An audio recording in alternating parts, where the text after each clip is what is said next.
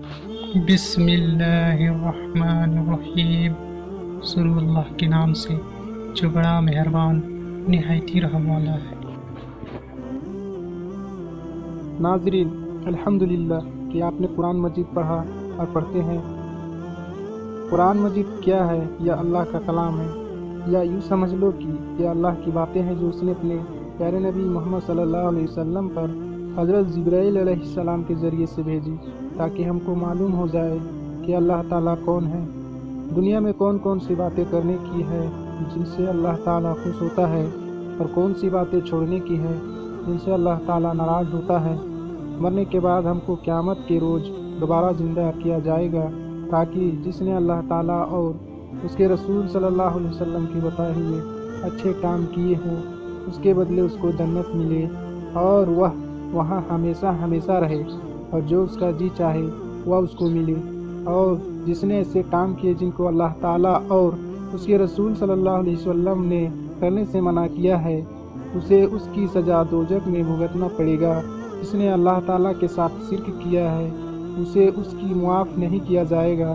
اس کے علاوہ وہ اللہ تعالیٰ رحم کرنے والا ہے، جس کو چاہے بخش دے۔ دنیا میں جو لوگ پہلے آئے تھے انہوں نے اللہ تعالیٰ اور اس کے رسول کا کہنا نہیں مانا، ان کا انجام دنیا میں بھی خراب ہوا اور مرنے کے بعد بھی دوزخ میں جائیں گے۔ اور وہ لوگ جنہوں نے اچھے کام کیے، اللہ تعالیٰ اور اس کے رسول کا کہنا مانا، اس دنیا میں بھی کامیاب ہوئے اور مرنے کے بعد بھی ان کو جنت ملے گی۔ ناظرین، قرآن مجید کا مقصد معلوم ہونے کے بعد آپ کے دل میں یہ خیال آتا ہوگا کہ اللہ تعالیٰ کون ہے۔ ناظرین، اس کی ذات کا سمجھنا تو عقل کا کام نہیں ہے۔ اللہ تعالیٰ نے اپنے متعلق قرآن میں فرمایا ہے، اللہ تعالیٰ ایک ہے اور وہی عبادت کے قابل ہے۔ اس کی ذات میں اور اس کے کاموں میں کوئی شریک نہیں، نہ اس کی کوئی اولاد ہے نہ وہ کسی کی اولاد ہے۔ وہ آسمانوں اور زمینوں کا نور ہے، وہ ہمیشہ سے ہے اور ہمیشہ رہے گا۔ اس کو نہ نیند آتی ہے نہ اونگ۔ آسمانوں اور زمین میں جو کچھ ہے سب اسی نے پیدا کیا ہے، بغیر اس کی مرضی کی کوئی ان کے سامنے کسی کی سفارش بھی نہیں کر سکتا۔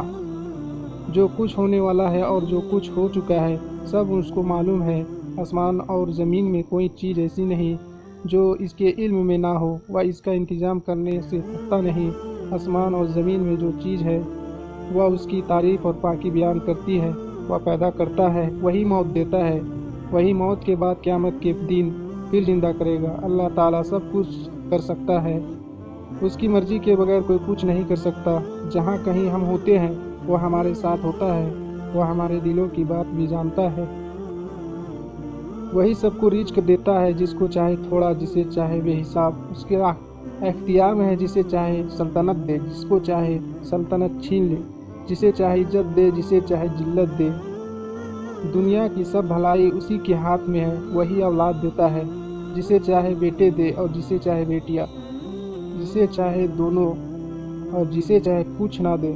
وہ کسی کو بھلائی دینا چاہے تو کوئی اس کو بدل نہیں سکتا، اور تکلیف کا مستحق ہوتا ہے اسے بدلنے والا بھی کوئی نہیں۔ اسی نے آسمان، سورج، چاند، تارے، زمین اور ان کے درمیان جو کچھ ہے سب کو ہماری خدمت پر لگا دیا ہے۔